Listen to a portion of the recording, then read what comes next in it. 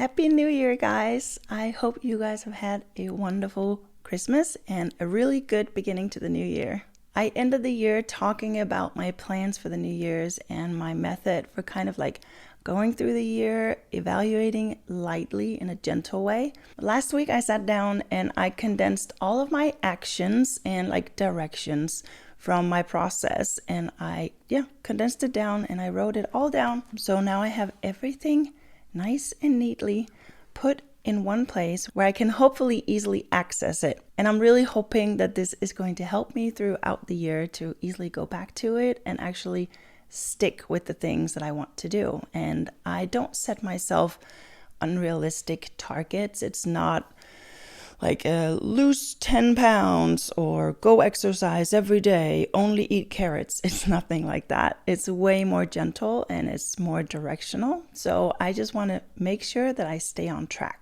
And hopefully making it visible like this can help me do that. Because we don't just achieve goals by accident. That does not happen. We have to really prioritize time and energy to get them done. And to remind ourselves of them pretty often, because we forget, and I do too. Sometimes when I'm in June, I'm like, I have no idea what I actually wanted to do this year. So I'm hoping that doing it this way will actually help me. My goals are pretty gentle, and most of them are more like directions, and all of it is to help me thrive. So that's the core of it. If you want to go through the process, I'll leave a link to the PDF in the description of this episode, and feel free to check it out. It's still January, the year is only just beginning, so there's still time to do a little reflecting and diving in a little bit if you want to. And because it's January, I want to share with you how I make it through the winters. I live in Denmark in Scandinavia, and the winters are long, and they're mostly cloudy, which means there's very little sunshine. And whether I like it or not, it's a fact that it can affect your mood, and seasonal depression is a legit thing. So over the years, I have developed my own little way of getting the best out of the winter, so it becomes something life-giving despite the weather and the lack of sun. So let's dive in.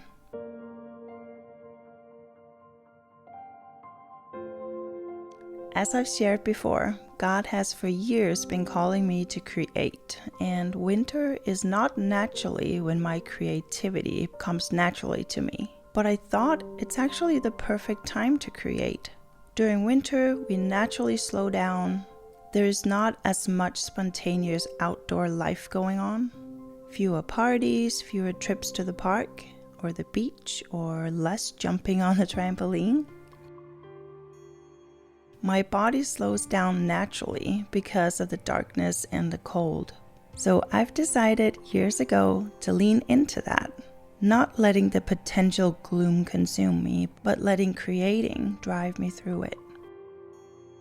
I like creating in general. I love painting, and I also love to build things, especially furniture and stuff like that. And I have a few projects around the house that I really want to get to, but it's not fun to do that during winter. I don't have a workshop. We live in an apartment, so I have to haul everything outside. And right now, it is freezing. It's full of ice and snow outside. And that's just not a fun time to be doing anything like that. So during winter, I always focus more on slower activity like sewing and knitting. Not that I don't do them during the summer, I do, but I just focus more on them during the winter and let everything else kind of take the back seat. I have decided to mostly make things for myself this year. Last year and the year before, I made quite a few things for others, and that has been great. But my wardrobe is in desperate need of an upgrade, and I really am needing a lot of items. So I really want to dive into sewing and making more stuff for my own wardrobe this winter. That way, hopefully by the end of March, I will have made a nice dent in my planned projects. And I just want to show you what it is that I've planned to work on. So the first thing is definitely this navy sweater by Anne Wenzel. I love it. I think I'm going to make it in this cotton bamboo yarn that I have lying around. So it'll be really comfortable during summer. At least that's the hope. And I've loved this pattern for a while. So that is definitely going to be one of the makes. I have also completely worn out my winter sweaters. So one of my top priorities is to make this Smilla sweater. It's also by Anne Wenzel, and I really love some of her designs. I've done a lot of petite knit, but I really like these patterns and just the feel of them. And I love this color, so I'm actually going to do it in exactly this color. I have some cashmere yarn that I bought for a different project a year ago, and that project was not going to work out.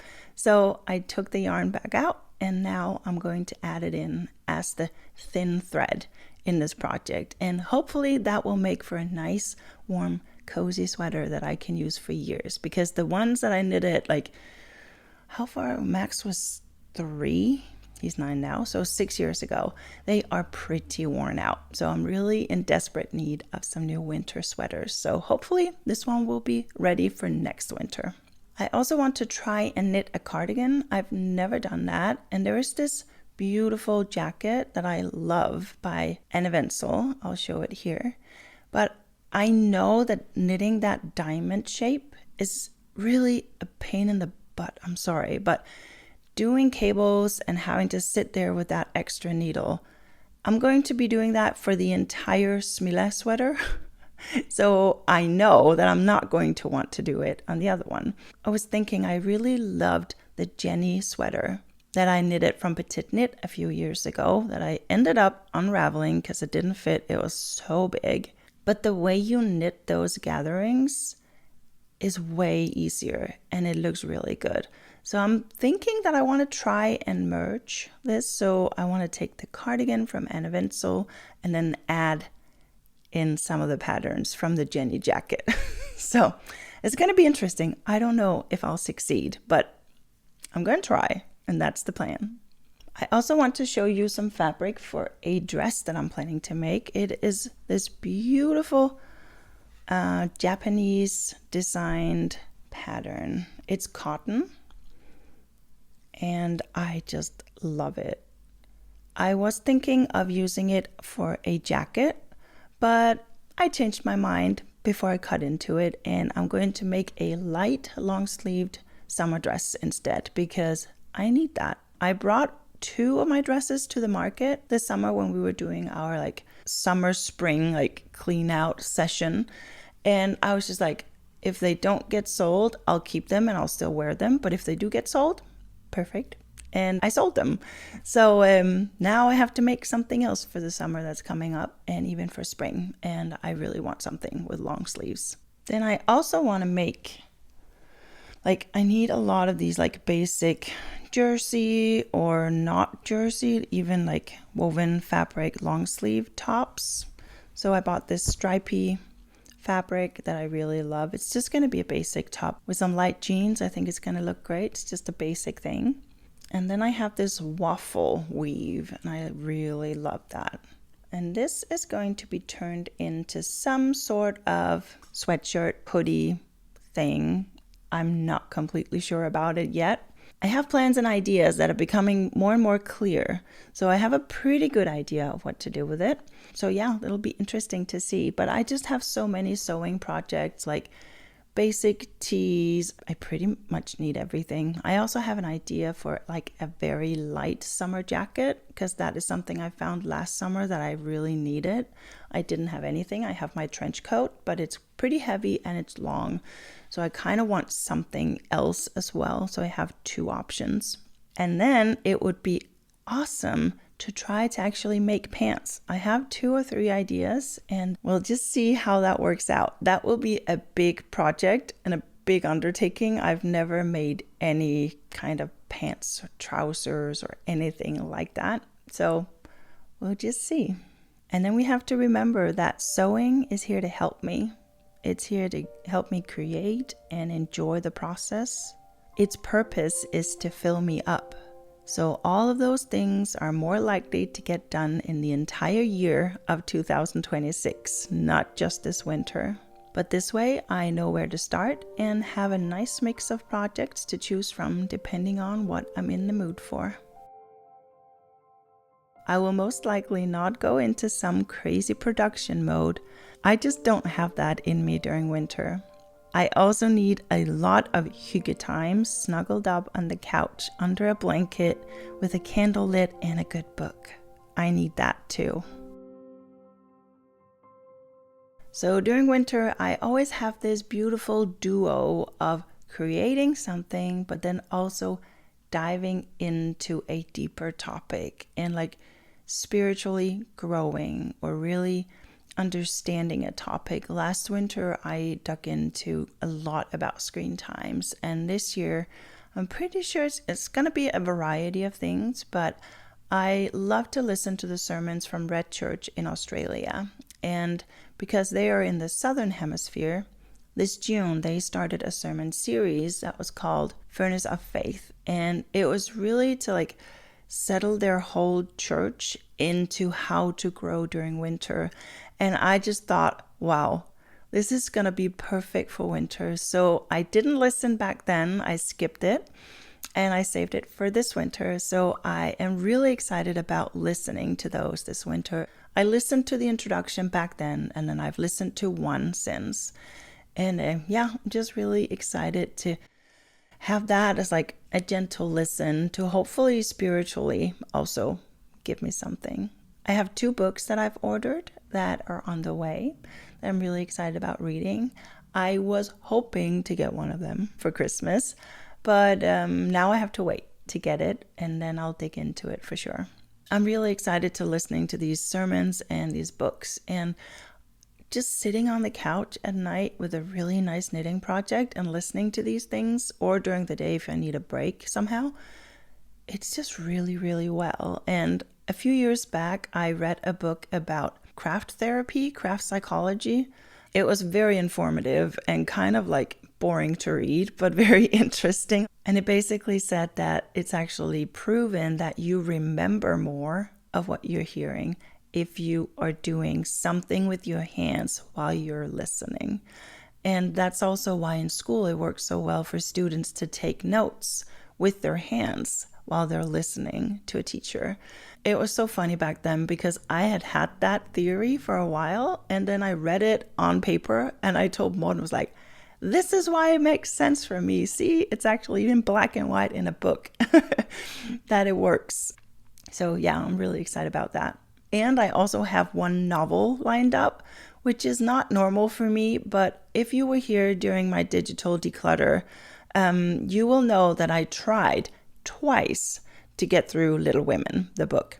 And I gave up twice, and I had to like extend it on the library, but it was just so thick and the language is kind of old, and I just couldn't do it, and not at night when I was tired at all.